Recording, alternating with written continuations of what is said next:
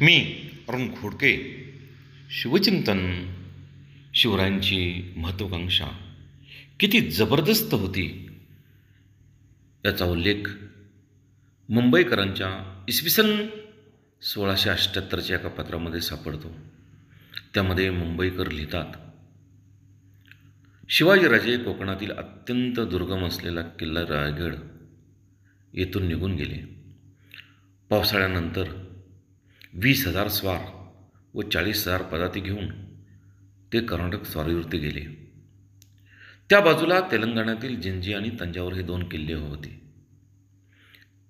तेथील व्यापारी साधनं बहुत होते.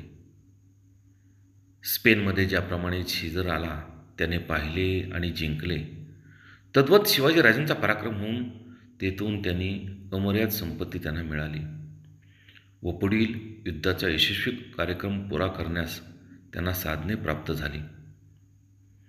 शिवाजीराजे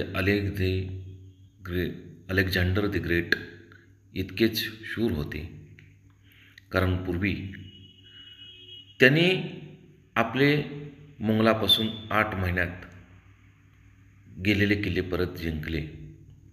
नजीकच्या असलेल्या दख्खनच्या राजाची राजधानी विजापूरवरती स्वारी करण्याची त्यांची मनीषा आहे आणि ते जिंकेपर्यंत आणि दिल्लीवरती चाल करून औरंगजेबाला तिथून कोंडीत टाकीत नाही तोपर्यंत आपली तलवार म्यानात न घालण्याची त्यांनी देवीजवळ प्रतिज्ञा केली आहे, असे त्या पत्रामध्ये लिहिले गेले आहे.